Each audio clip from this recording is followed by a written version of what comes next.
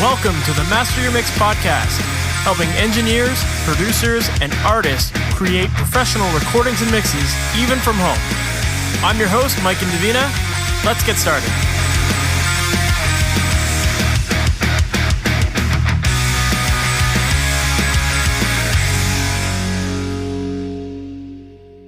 Hey, welcome to the MasterYourMix podcast. My name is Mike and Davina, and thank you so much for listening today. Today, my guest is Stephen Gillis, who, if you're not familiar with Stephen started as a session musician, playing for bands like Filter. He even played with people like Chuck Berry. Like, the guy is an amazingly talented musician, great drummer, and eventually got into the studio world. And in this conversation today, we have a great chat all about serving the song. And this is something that we've definitely touched on in a lot of episodes, but I think Stephen offers a really cool perspective on it, and just the ways that he works on these songs before he even starts recording to make sure that the recording process is a breeze. He knows what he wants to do with it, and he also has a really fresh take on just making sure that every move, whether it's in the recording stage, editing stage, or mixing stage, it all comes back down to the song. And he has purposely designed his workflow to be a certain way so that he can ultimately make every song sound unique. So once you hear what he does and hear him explain his process, I think it'll all make a lot of sense. We also get into some really cool techniques that he likes to use, especially around the topic of reamping. And he talks about reamping instruments other than guitar. Guitar is definitely one of the main things that most people think of when they think of reamping, but he gets into the discussion of reamping other instruments, and I think it's a really cool topic. So you're definitely going to want to listen for that. All right, so let's not waste any more time with this. Let's just jump right into the episode. Stephen Gillis, thank you so much for being on the MasterYourMix podcast. How you doing, man? Good. Happy to be here. Awesome, thank you. For people who might not know your story and who might not be familiar with like what you do and everything that you're involved with in the music industry, can you give us a little bit of that quick background? Sure thing. So, I've been, my job that I've had my whole life is I've been a drummer. I've been a freelance drummer, musician. So I, went to Berklee College of Music, and then I was just playing gigs, touring, playing on records and stuff like that for quite a while. Freelancing, playing with many bands and a lot of gigs every year. And then I started getting into recording. I played with some bands that people have heard of, Filter. I played with Chuck Berry. I played with a bunch of people. My bio's on the website if anybody's interested. Those are some good names to play with. But I'm just a freelance working musician. That's been my life. So that's always what I've wanted to do. And then about 25 years ago, maybe 20 years ago, I started getting more serious about the recording thing, and I built like a little home studio. Had that for a couple years, and then it kind of blossomed quickly after that. And then me and my business partner Vijay Telesnayak, who's also a fantastic piano player, keyboard player, is a working musician himself. We teamed up and started doing productions together. First out of our home studios. And this is kind of like right when you could start doing that, when computers sort of like got to a point where you could start doing that. And then we decided to go all in and build Transient Sound. And we've been here for, 15 years now or so. And we do all styles of music here. I produce artists. I just engineer. I play on records. Vijay does the same thing. We mix it up. We do everything from classical recordings to punk rock to metal to, big band jazz groups to, all acoustic stuff, gospel music, choirs. I mean, it's a real mix here. It really is, which makes it a lot of fun for us. So we do literally all styles of music here. So. That's awesome. Yeah, it definitely. I think when you're working with lots of different styles, you're not going to get bored. That's for sure. Yeah. Yeah. No. And being it kind of that's how it's been for Vijay and I as musicians too. We play all styles of music, and in different gigs we get called for. Maybe it's a jazz gig, or maybe this is a rock gig, or maybe this is like an R&B thing or a blues gig, or it's just a mix. So and that kind of. And that it's how the studio ended up being the way it is as well, because we're not pigeonholing ourselves into one thing. I mean, I personally would just be bored if I was doing one thing all the time. I like having, I just did Naked Ray Gun's last record, and then I just did a classical solo cello record like the other day, and I'm working on a singer-songwriter right now, and we have a gospel artist in the other room that Vijay's working on that has, full rhythm section and strings and this beautiful string arrangement on there, and so on and so forth. So it's nice to be able to mix it up like that. So that's amazing.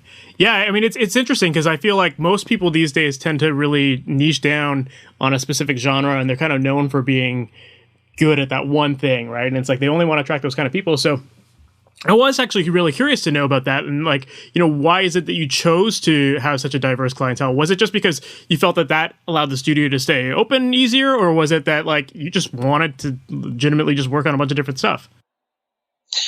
I just think that we really love music, and we love creating art, and we love working with talented instrumentalists, songwriters, and singers. I mean, it's kind of as simple as that. I mean, when you're a freelance musician, when you're like a working musician, it's really hard to just play like one style and make a living doing that, unless you're touring at a really high level. But even those guys, the freelance guys, they can play any style, and that just like, that just like, that's kind of how the studio started operating as well. Like a lot of musicians in Chicago, we work with, on gigs and stuff and playing, and they come here and it's just, we are definitely known for being able to do a diverse, a wide breadth of styles here. And it just, to me, it's just kind of, it wasn't a planned thing. It just sort of happened that way. And I'm grateful that it happened, that it's continued on like that, because I really do like the just having something different all the time in here, so. That's awesome. And I bet you that it really helps sharpen your engineering skills, because it's forcing you to work on things that you've never worked on before, or just having that diversity and being able to adapt to different sort of situations. I'm sure it has an impact on that, right?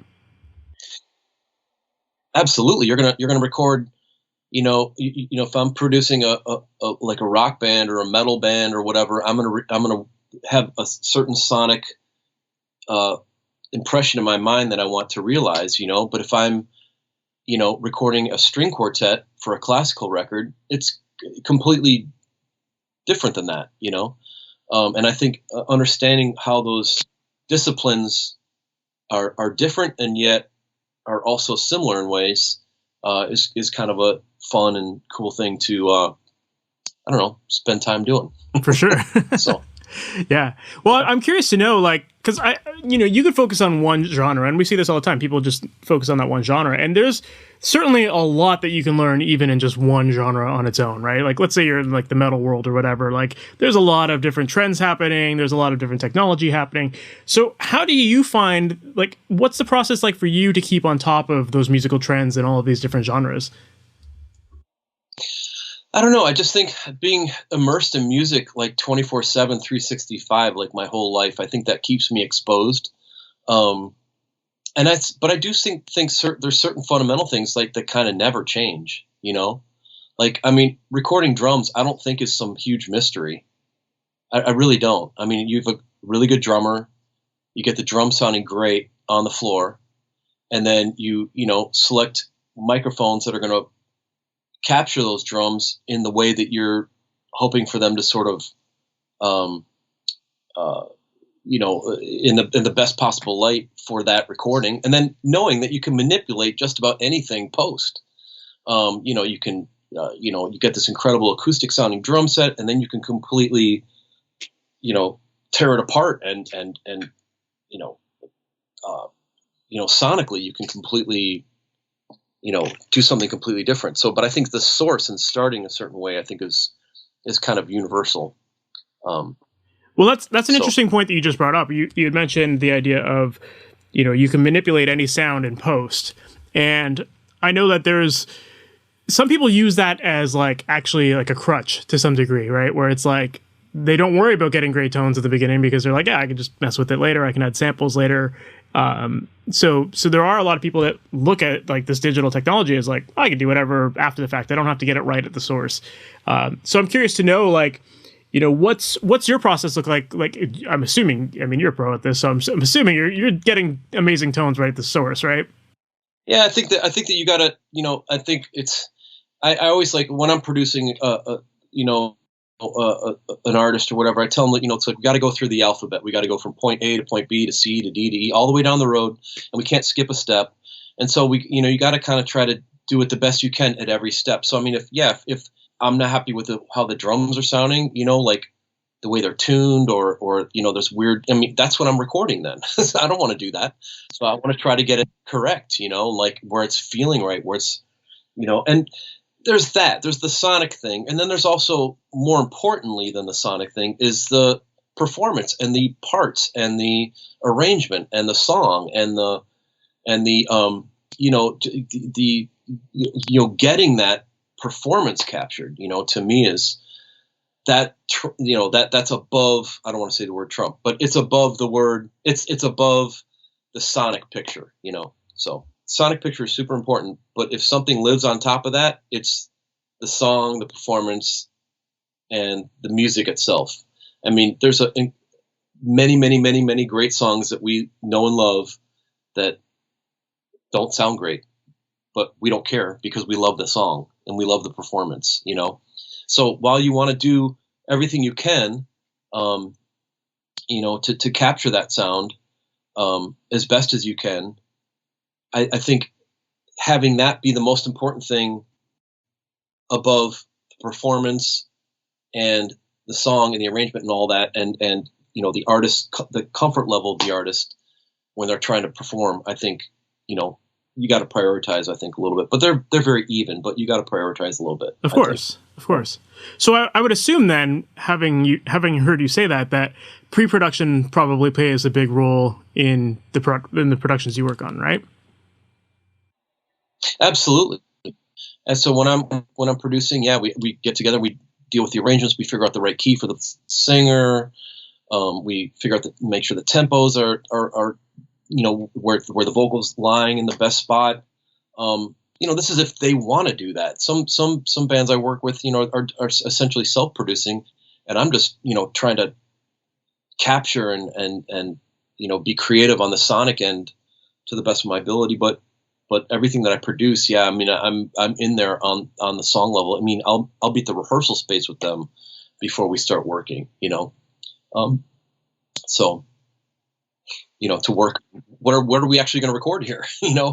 Why are we choosing this batch of songs? What about this one? You guys forgot about that song. And then they say, whoa, yeah, I did forget about that one. That's a great song. And then, so we deal with that. And yeah, that's cool. So what does that pre-production stage normally look like for you when you have that ability to do it? Like what are you, because like you said, like the song trumps the technical side of it when it comes to the recording. So I'm assuming, you can't just throw everything at it in the pre-production stage and have a song that's just layers upon layers. Like you're probably stripping things back. Like that's what I'm assuming you're doing in the pre-production stage, right? Well, in the pre-production phase, I think the most important thing is to, number one is like, let's choose the best songs that they have, and just and discuss these songs. If they want me as involved as a producer, then I'll give my opinion, and then we'll discuss that as a group, and then so we'll decide, on this batch of tunes, and be able to sort of justify why we want to record these tunes, and then we'll go into each tune and we will deal with the arrangements. We'll deal with, a lot of times arrangements can be buttoned up pretty easily. There's some very common sort of practices that occur with songwriters and stuff that I think can be shored up arrangement wise, and then they 9 times out of 10 are like, wow, yeah, I like that better like that. So we'll do that, and then we'll figure out, is this the right tempo? This feels too fast. Like maybe it should be a little bit slower. I can tell, like you're, if this is the vocal we're going with, if these are the lyrics, and this is, how you are going to lay this down. It's too fast. Like I'm losing stuff there. So we'll go through all that, and then sort of discuss instrumentation. This tune, yeah, maybe we should add strings on this, or maybe we should add horns, or maybe we should do some programming on this one, or maybe we should on these tunes we should program the drums first, cut the entire tune and do drums last. Or maybe this band, we need, you guys, we should just get a real live feel on the floor for our rhythm section in a more traditional manner. It really honestly it could be any. There's a million different ways to do it, and just depends on the artist, depends on the songs, it depends on the what they're trying to achieve. Mm-hmm. So yeah, you're really just kind of creating that vision for what the rest of the process is going to look like and sound like, right? Yeah, in a way, and it does ebb and flow throughout the process. So it's hard to kind of like. Sometimes I'm asked, well, okay, so how is this exactly going to go down? And I have to say honestly, well, I'm not even sure. we have to get going, I'm not quite sure how it's going to unfold yet, So, but it'll get done. We just got to plug away at it. So yeah. You had mentioned a couple seconds ago about there's some ways to tighten up songs, and I think you said like button them up, right? So like, what are some of those common? I guess maybe they're not necessarily mistakes, but things that people overlook. Like, what are those common things that you typically find yourself condensing down in that pre-production stage? Well, it depends on the song. So if they want sort of it depends on what they're trying to do with a song. Some songs are meant to be drawn out. They're meant to be more expansive. They're meant to, there's a 32 bar instrumental section in the middle of the song. That's all well and good if that's what that song is meant to be. But sometimes it's like that mentality is dropped onto a song that really should be 3 minutes long. I mean, I always think of like the Beatles. I always think of like the Ramones. I think of like how can a band do so much and so little? Like let's try to make this a little bit more efficient, because that's the type of song this is, let's get it going, and let's rein that listener in, That's not appropriate for every song, but for some songs it is. And, there's like, sometimes when you want to start like, bam, like bar one with the verse, and not have an introduction,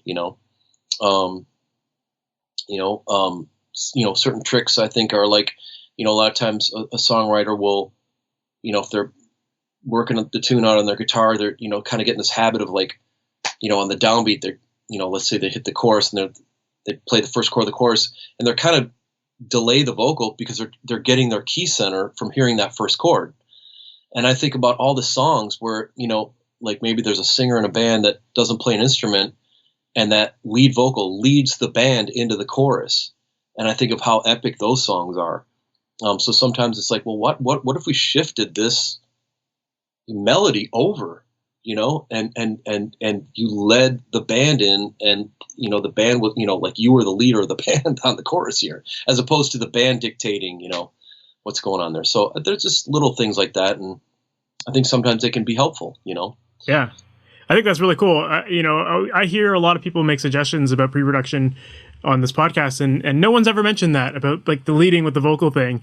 But I think it's such a efficient thing or effective thing to try, right? Yeah. It's kind of like with pre-production, you kind of have to try it all to see what actually makes the best song, right?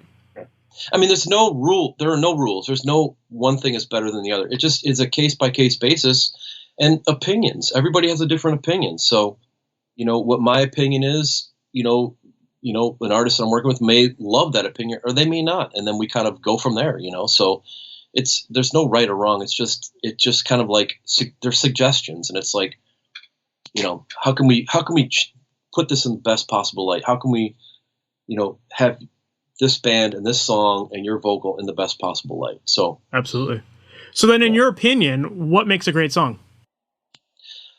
I don't know. I just feel like I want to be emotionally brought into it, but, some songs are not supposed to be like this. Some songs are just like, just like candy, like something to be consumed quickly and then kind of tossed away later. but the songs that I'm attracted to are songs that are going to live on, live on, live on.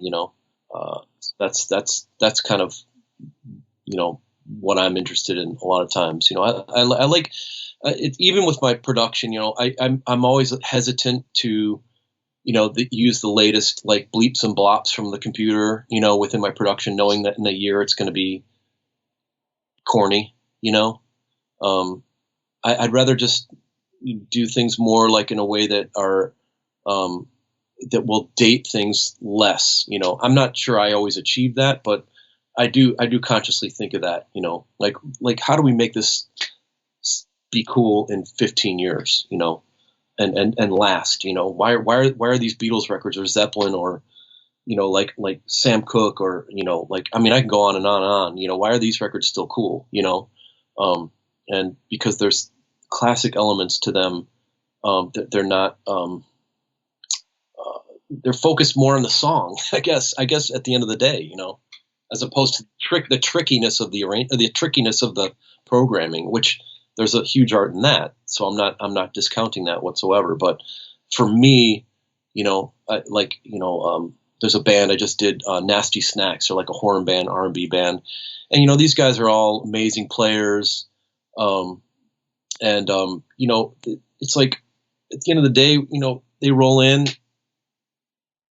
They're all set up. We work the arrangement out, bam, bam, bam, right there on the floor.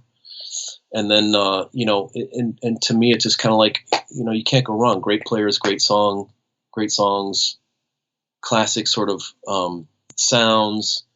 To me, that's the kind of stuff that I like. Or, recording it, if you're recording a jazz group, you're just trying to take the most in focus picture at that point, and have the woodiness of the instruments, and have the air around the instruments, and have the performances shine through. You're not trying to manipulate too much, Yeah, I love what you said there about just like kind of not really following the modern trends in music, so to speak. There are people that are really, really, really, really good at that. And I think that's amazing. And I'm always knocked out by, there's certain things, something I'll hear on the radio. I'm like, man, that's wow, it's really cool. I wonder how they did that, but all I can do is just be me. And I'm, I'm just kind of, while I'm interested and I'm always curious and I always want to learn, I always kind of know that, I gravitate towards the song, the lyrics, the emotional end of the song, the emotional end of the performances. Is it giving me goosebumps? Am I getting excited here about this? Do I feel like, that's all I can go on, whether I do anything good or not, I have no idea, but that's all I can do is just go from that feeling, so. Absolutely. Yeah. I think it's really interesting because I do think that there's, especially in pop music, I hear this all the time where it's like, some song blows up and there's like some weird vocal effect or something like that in there. And then like inevitably 3 months later, every song has that vocal effect in there. And it's just like so overdone, like after a little bit of time. And you're like, okay, that was just like the trend of the quarter, and it seems like a lot of that kind of pops up a lot. But at the end of the day, it's like you said, those songs like the Sam Cookes and the Beatles and whoever, like the reason why those songs sound good is just because at the heart of the songs, they were just a good song. They didn't rely on production techniques to make them sound fancy or trendy or whatever. It's like, they just were what they were. I was recently interviewing Matt Wallace. I'm not sure if you know Matt, but Matt did like Faith No More and Maroon 5 and all that. And he was telling me, he's like, his approach is like, we can produce a shit out of these songs, but at the end of the day, like he has everyone just play the song on an acoustic guitar. And if it sounds good like that, then it's a good song. That's his gauge for it. 100%. I say the same thing every time. We need to be able to sit at the piano or bust out the acoustic guitar and play this song and have it be captivating. If we're, if it's, I think the trend lately has been for some pop songs to be 2 and 3 chords through the entire song, just like with breakdowns, like remix style. And that, cool too, like it's cool, it's fine, I'm not criticizing, but I'm saying that's an interesting trend because if you look back, like through the history of music, like if you think back to like standard tunes like Rodgers and Hammerstein songs, there, we're talking about complex chord changes so on and so forth. And it's kind of like the way it's morphed through time.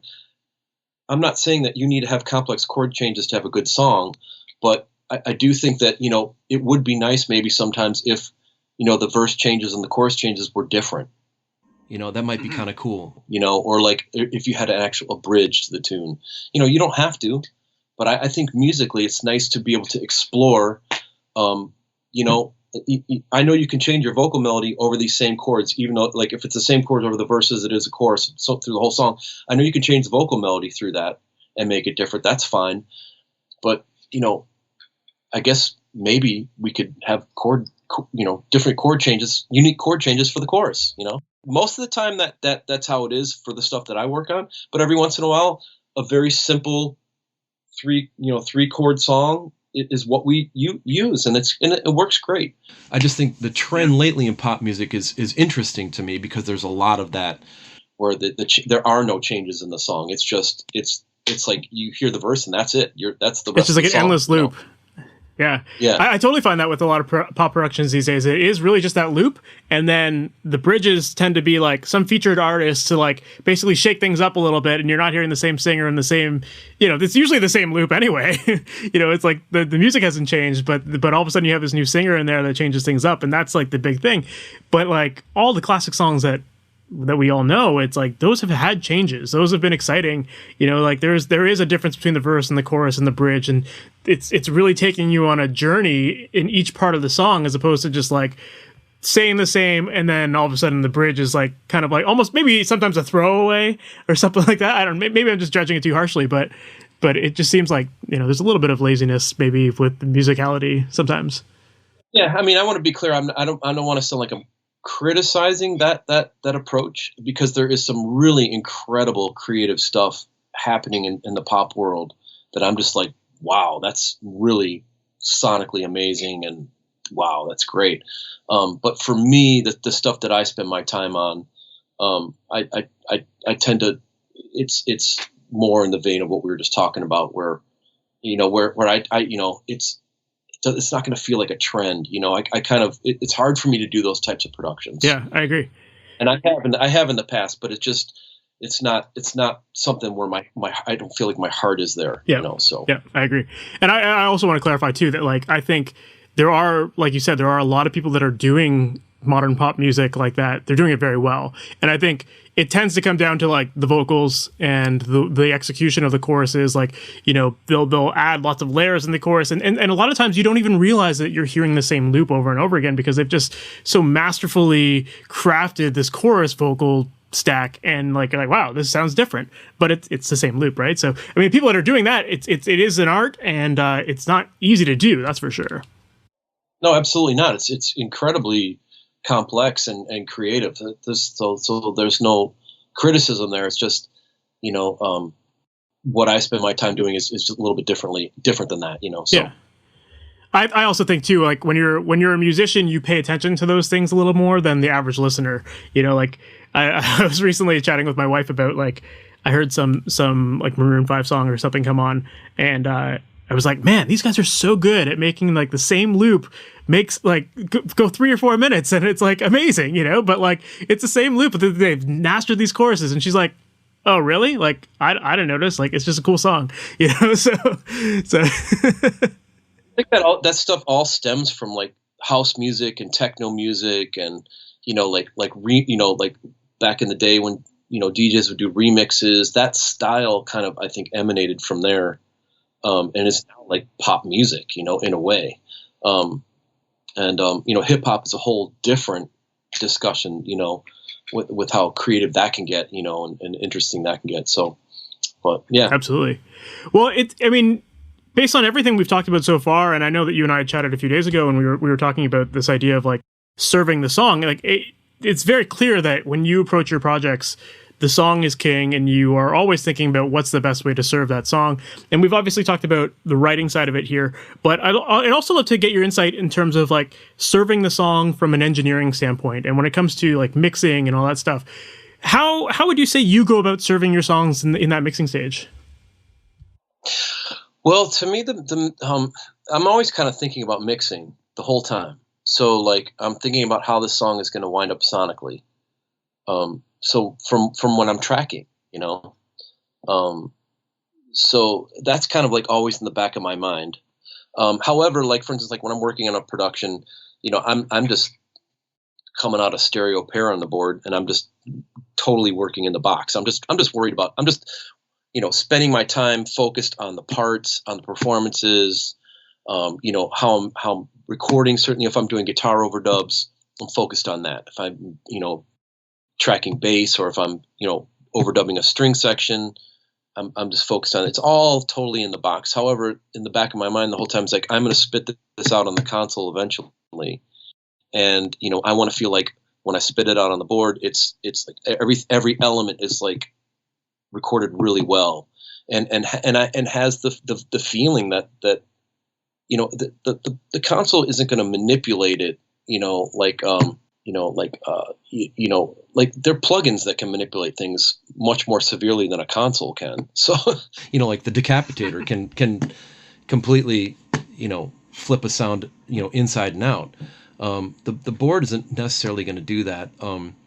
So I'm thinking in terms, if there's a certain effect I'm going for, I try to like think about that ahead of time. Some things I just add like in the spur of the moment when I'm mixing. Like I'm like, oh, this needs this needs that, or I might reamp something. I love reamping. I do a lot of that. And reamping can be on any element. It doesn't need to be just guitars. Doesn't need to be just bass. It could be, anything, a vocal, a snare drum. You can get, who's the guy? He's in LA. He's like a master reamper. He worked with, he won a Grammy with, what's the name of that band? Female vocalists. They're amazing. Alabama Shakes. Okay. Yep. I forget the guy's name who. No. There's another. I forget his name, but he's really super creative. Really creative. I love his stuff. He did a War on Drugs record. Okay.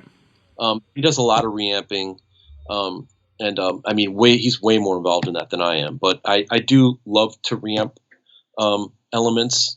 I think that kind of adds a very personal and unique touch as opposed to just slapping plugins on.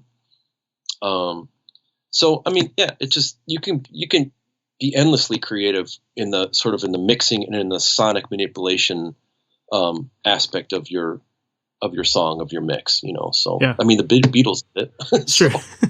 That's very cool. No, I know a lot of people that do reamping, obviously for like guitars, like that's kind of like the go-to thing that most people would use it for. So are you said you're like reamping like drums and vocals sometimes? Yeah, sometimes I'll send a snare drum out to the live room, or I'll send the whole kit out, and I'll record that and manipulate that and bring that back in. Sometimes I'll throw a speaker out in the hallway of the building we're in. I got to do it late at night when nobody else is in the building, and I'll send the vocal and I'll throw a microphone, 100 feet down the hallway, and or 50 feet down, and snag that. It's kind of cool. Just there might be something like, I want to try this. I want to hear what that sounds like, and I'll give it a whirl, because plugins are super easy. They're super, you can manipulate them. They're like right at your fingertips, but there's something to be said for actually manipulating the physical sound itself sometimes. Obviously you're going to capture it from the source a certain way. And then what you do beyond that is like, how much time you want to spend in your creativity level, I guess, Mm-hmm. So.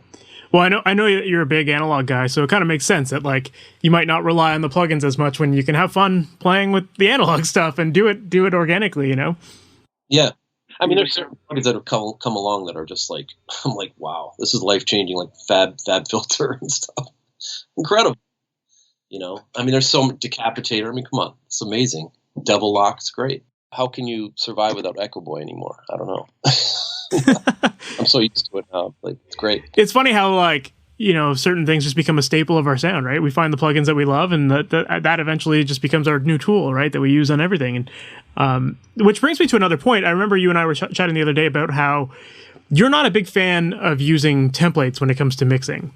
And I was wondering if you can go into some details about why that is, and we were just talking about using plugins, like same plugin over and over again, right? So why not have that in a template, that kind of thing?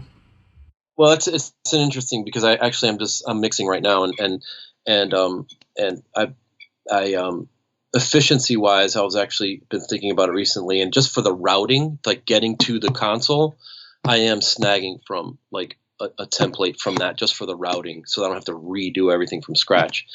But I don't like, like when I'm recording and producing, and I'm still in the recording and the editing mode. There's no like template I'm working from. It's just I'm just have a session and I'm just kind of putzing along, with that. But but yes, spitting out to the console is labor intensive, and having a more efficient way to do that using a template is helpful for sure. However, I don't want to just like an effects return on a vocal that I used the last session on this new session. That seems a little weird to me. I mean, maybe you'll use some of the same plugins and stuff, but it seems to me like there should be some unique stuff going on there a little bit. But it seems to me there's certain things that should be, you should spend the time having a unique, dragging everything into a mix template that's already there. It works for a lot of people, and there's a lot of people making great records doing that. For me, I don't know, maybe I'm just like I don't get as excited doing that. I wanted to like kind of like, like create this from scratch a little bit, But the routing, man, the routing is. Well, I think that there is definitely like two camps when it comes to templates. There's the people who it's like just get up and running quickly, like you said, where you've got like the routing set up and all that bussing is ready to go, and that's just like that's one way to just get up and running quickly. And then there's the other camp where it's like your template has all of your plugins in there and pre-EQ'd and blah blah blah, and that's a very different extreme, right? Because one of them you're basically starting your mix from scratch, just some of the routing's there, and the other is like this mix is already processed and it's like you're not working with those raw tracks anymore. So well, I don't know if one is like wrong. I mean, there's incredible mix engineers that all they're doing every single day is mixing, and they've got their methods and their procedures, and it's working awesome for them. For me personally, one day I'm tracking, the next day I'm mixing, the next day I'm editing, the next day I'm tracking again, the next it's like I'm not sometimes I'll be in the A room here and I'll be set up for 3 weeks mixing, and I'll just be kind of I'll have like 10 songs on deck that I'm busting, moving from one to the other on the board. So yeah, I mean, things can be a little more streamlined at that point, but I'm my role is different so often that I'm not like, I don't have like a procedure, like a set procedure that I follow every time, though the routing template when I'm going to mix is helpful. And I've been using that for a little while now. So yeah. Well, it's also different because like routing doesn't really affect the song as much as like, plugins and all that kind of stuff would. So it's more like that you're using your template as like a workflow thing as opposed to just like affecting the whole song. And I guess that's the differences in those kind of two different extremes of templates, right? Well, all these, everybody's so different, everybody has a different, you're trying to deal with it in a unique manner, that's just the way I think of it. So, I mean, things are different now because, it used to be, oh, this studio sounded this way with this producer's brain, with this engineer's skills. Now it's like everybody has Pro Tools, everybody can buy the same plugins, everybody can go to YouTube and look at really amazing instructional videos on how to set up their mixing templates, what this EQ does, how to use it. Well, and so there's all sorts of instruction now, which is incredibly helpful. At the same time, I do think that there's a uniqueness in the sound that I think has been watered down a little bit. Just because, like if you listen to an Al Green record, okay, that's going to have a certain sound because of where it was done. The recording, the studio was done in, as opposed to like, if you listen to, like a James Taylor record, and where that was done, or like a typical 70s New York recording, in a tight studio, except for the power station, which was huge. But like, typically there'd be a lot of tight studio spaces, and Chicago had a sound, Chess Records and so on and so forth. So there was like very unique sounds, or like where Rush did their records and Canada, right? That Lay Studio or whatever, that was the sound there, on those records. It's incredible. And so you could kind of associate that band, that sound with a unique setup. Then times change and technology changes, and which makes life incredibly easier in a lot of ways.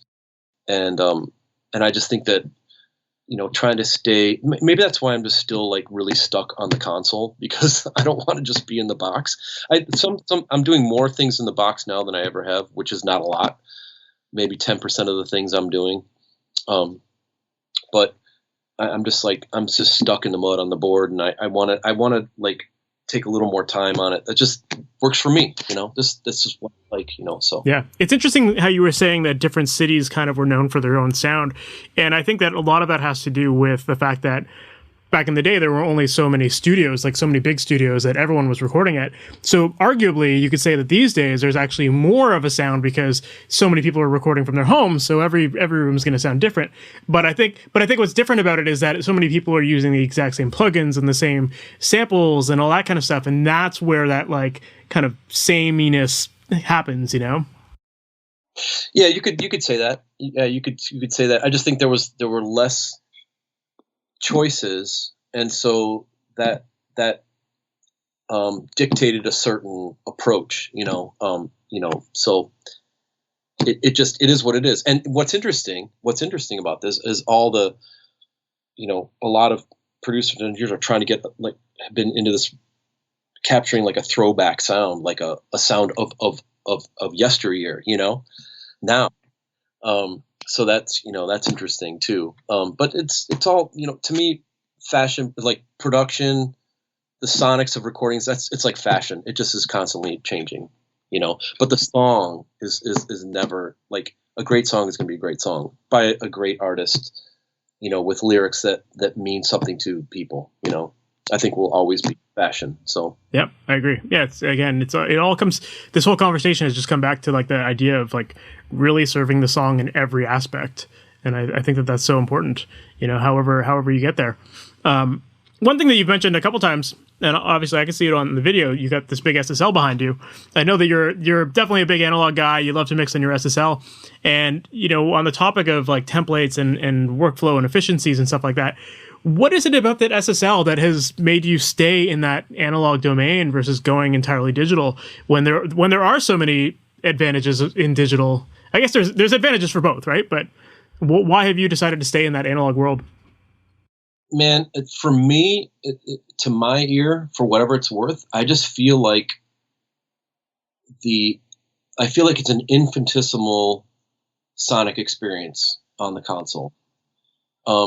In the box, I personally, my in the box mixes are never as good. Maybe it's just because I haven't spent as much time on it. There's some guys that do in the box mixes that are incredible. Chad Blake, come on, it's amazing. Andrew Sheps, amazing. Dave Way, amazing. There's these incredible mixers that have honed in on this, and they are like ninjas mixing in the box. My attempts at it have been, I just haven't been happy, and I'm like, well, I spread it on the board, and all of a sudden I'm like, okay, this, like, I feel like I've got the bottom end. I feel like I've got this spatial experience that I was looking for. It's tactile. I feel like things moving, whereas in the box for me feels a little, for me personally, when I'm doing it, feel like a little papery, like paper thin. Whereas with the console, it feels like earthier, like there's more weight to it, to my ear, and to for me, So yeah, I just I'm stuck in this. One of these days, this SSL computer is going to tap out. It's going to happen, or I'm not going to be able to find any more 3.5-inch floppy disks, in which case there's a company out of Canada that makes these automation, like a replacement for the automation. It's called Tangerine, the Tangerine system. Have you heard? I've heard of it, but yeah. Yeah. So yeah, I've checked into it, but I mean, it's pricey, and so, I've thought about going there. There's a couple guys down in Nashville that have that, and different studios that have replaced, on this, like on this E series console, replaced that automation with this Tangerine system. And so, I mean, I've thought about that, and that could happen down the road. It would actually be really cool because I could write automation in Pro Tools, and it would come out post fader here, just like VCA automation. So that because there's no point in writing automation in Pro Tools and then just hitting an outboard compressor harder. It's not gonna. I mean, unless that's what you want to do, but that's just what's going to happen. You write automation in Pro Tools and you hit outboard compression and as an insert on the board, or you just hitting the compressor harder. It's like so. Yeah, that's interesting. But I guess it all comes down to just like your workflow and whatever right? Like for you, it's probably faster to mix on an SSL than it is to mix in the box, right? I'm assuming. I'm not fast to begin with, so to me it's kind of I'm not a fast mixer. I'm kind of a slow mixer. How long would you say it takes you to finish a mix? Depends, invariably what happens is I get it going, I get everything rolling, I get it, it's sounding really good. I got a static mix and I'm like, oh, I need to tighten up this guitar part, and I'm like editing again. I'm hearing things that I wasn't really focusing on earlier in the production. Or I want to reamp this now that I'm hearing it here. There's like things that throw me off my track. And I just am at peace with that now. It is what it is. That's just how I do it. I'm in the heat of the moment, and I kind of work that way just from my gut. And I don't have a method. It's not like putting widgets together. I'm jumping from one thing to the other. I'm getting a feeling on this. Okay, the bottom end feels good here. This isn't clear. I need to deal with that. This sounds muddy. I need to deal with that. This is not matching where the vocal is. I want to, mess around with that. That's just how I do it. I just I bounce around. So maybe it takes me a little longer. Yeah, that makes sense. Yeah, it's interesting because I know even before we started, you were talking about how you're working on a mix now, and you have to recall it for another session that's coming in later on. So it's like we have a full band coming in, with horns and rhythm section, acoustic piano, blah, blah, blah. The whole studio is going to be filled with musicians, Sunday, all day Monday. And, I'm tied up this weekend anyway, so I couldn't work anyway. But so on Tuesday, we'll strike that whole tracking session and, recall the console. So we make copious notes and we put it back together. It's not incredibly involved, but it'll take, a half an hour or so to get it back up, It comes back up like almost perfect, as long as it's documented correctly. Oh, it's like that's the biggest thing. I'll be in mix mode and I'll hit play on the mix, the live mix off the computer, off the console, and compare it to my last mix that I had, and most of the time it's just you can't tell the difference. They're like exact. So it's possible to get it right back there, but it does move. This thing is, it's got its moods. Like one channel will be noisy or something. I'll have to deal with that, and it's a living, breathing organism, For sure. No, the reason I asked that is just because I imagine that there's, I think we all have some sort of workflow to some degree of how we like to set up things, and I feel like having that thought in the back of your mind that you might have to recall something later on, or that you're a little more limited before you have to just start from scratch again and clear out the board and all that stuff. I think that would probably in some ways maybe force you to make decisions quicker because you're like, okay, I don't want to recall this later, or maybe that doesn't matter to you. No, I think you're right. I mean, I was here till 1 a.m. last night, but I ended up having a technical problem that I was chasing down for 2 hours that frustrated the crap out of me. But yeah, so today I feel the pressure to get this to a certain place. And so that when I come back on Tuesday, I'm making little tiny adjustments, and then we're kind of done. So, I mean, obviously, I'm going to send it to the artist, and they're going to have notes, and then I'll make some changes. But I always explain to the people I'm working with, I'm like, okay, I'm mixing these on the console, so when I send you the mix, try to check it out and get back to me, because it's not I'm not opening and closing Pro Tools on my laptop, where I can do that endlessly for the next 6 months. We need to make some decisions, And it's never been a problem. It's people like, yeah, well, I'll check it out, and then we make the notes and we move on. So it's kind of nice. So when you're done, you kind of feel like you're done. Yeah, that's a good point. And I also think that the notes that you would get back, maybe I'm wrong, but like I would assume that people aren't getting so micro with their notes because they know that it's going to take time to bring up the board again and all that stuff. So it's more like kind of serving the song again, the theme of this episode, I think. It's just like from the big picture, like those big picture moves, what are those? Maybe I'm wrong. Maybe people are getting very like particular with certain things, but it just depends on who I'm working with, but most of the people like where I'm producing, they're hearing the vision of the song in the production. So the mix, it just kind of comes to life in the mix. So the mix just kind of just like puts everything in focus and clarifies where things are living and like there's global dynamics will exist now between say the verses and the choruses and so I think that the notes, I'll get notes like, I'm like this S got cut off the end of this vocal. I'm like, yeah, it did. I did that by accident. Good ears. Put it back. Or I DS this too hard, like here, like I like to go in manually in DS as opposed to relying on a de-esser.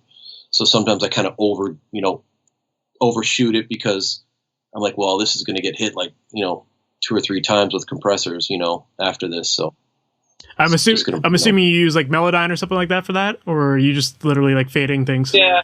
Melodyne for like 20 years. To me, that's like, it's such a great, it's so convenient. Obviously you can intonate, you got, 50 background vocals, you're going to intonate them, you can tighten things up, but to me, Melodyne, where really, the intonation end of it is great.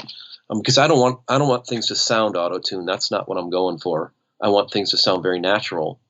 But if I have to intonate a great vocal performance and somebody's 5 cents, or 10 cents sharp or 10 cents flat, and it's bugging me and it's bugging them, I have no moral issue with intonating them in Melodyne. But where Melodyne really shines for me is all of the dynamic control I can put on the vocal before I ever hit a compressor with it. So I'm not really using the compressor for dynamic control. It's more like like putting it into giving it a certain feeling, a certain sonic touch, where as opposed to like clamping down on this, like I don't feel like I want to clamp down with the compressor on the vocal to tighten it up. I'd rather do that, with editing and have that be kind of smooth to begin with. And then, so therefore I will do a lot of de-essing like within Melodyne, but it does some weird stuff to some of the S's, which I'm sure you've noticed. Sometimes you got to replace it with the natural S or plosive that was there before. Yeah, sometimes its algorithm reads things weird, and you have to kind of reprocess it a bunch or do things manually. But yeah, it's such a powerful tool, and I love what you're saying about just like talking about how to use it in ways that aren't just for tuning. I think we think of these tools as like vocal tuning software because that's the primary use, or that's what everyone talks about, right? But there's a lot of power under the hood of those things. Oh yeah, with clip gain now you can kind of do the same thing, but I'm just used to doing it in Melodyne, and it's you can split notes and you can it just is. It's just how I'm used to doing it. I use clip gain too, though, for all sorts of things. But yeah, so. Well, I know that you've got a mix that you got to get done, so I don't want to take up too much more of your time. So we could probably start to wrap up here. But if anyone wants to learn more about you online or follow you and learn more about the projects you're working on, what's the best way for them to do that? Well, there's www.transientsound.com. That's our website, though it has not been updated in a number of years. That's something we feel terrible about. You're too busy making records, that's why.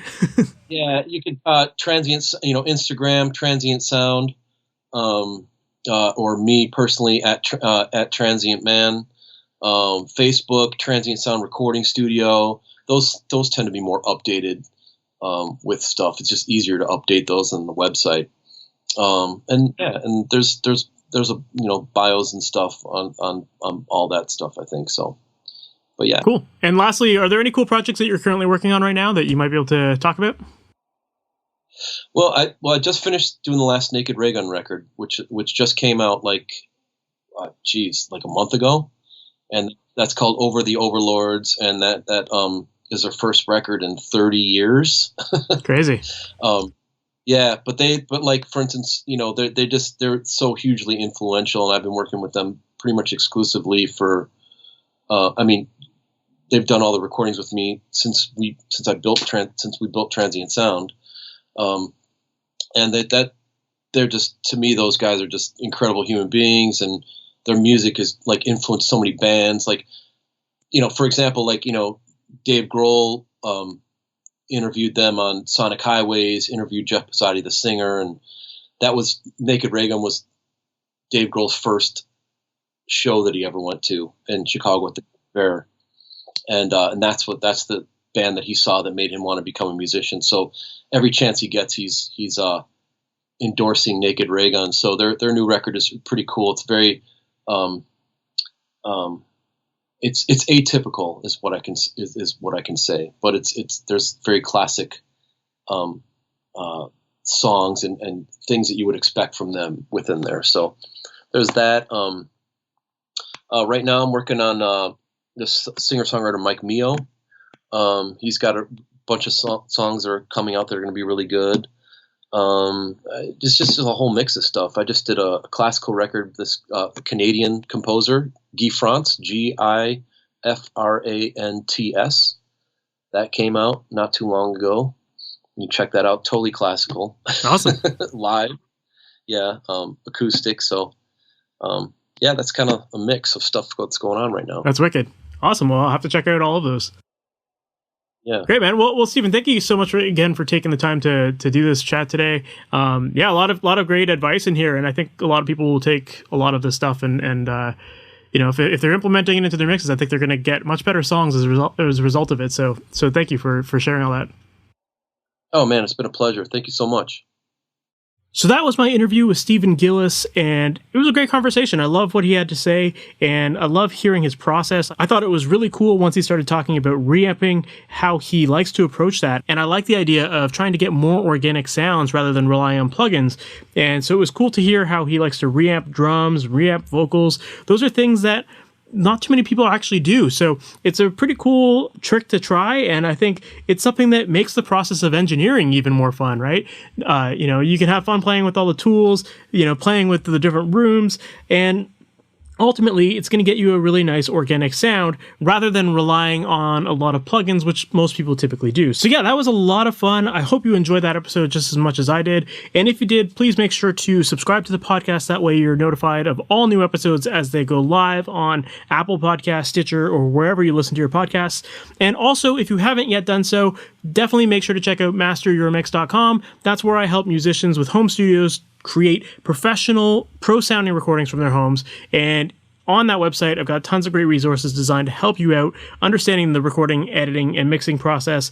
And if you haven't yet checked it out, definitely make sure to check out the Mixing Mindset book. That is a book that I put out a few years ago. It's an Amazon #1 bestseller. And in that book, I walk you through a step-by-step process for mixing your tracks so that you know exactly what to pay attention to, what order you should work in, what to be listening for, and how to ultimately get the best results for your tracks. So definitely check that out. You can find it at MasterYourMix.com. All right, that is it for today's episode. I hope you enjoyed that, and we'll talk soon. All right, have a good one. Later. Thanks for listening to the Master Your Mix podcast. To have your questions answered, submit your questions to questions@masteryourmix.com. Please go to iTunes and subscribe and leave a review. And for more information on how you can improve your mixes, visit MasterYourMix.com.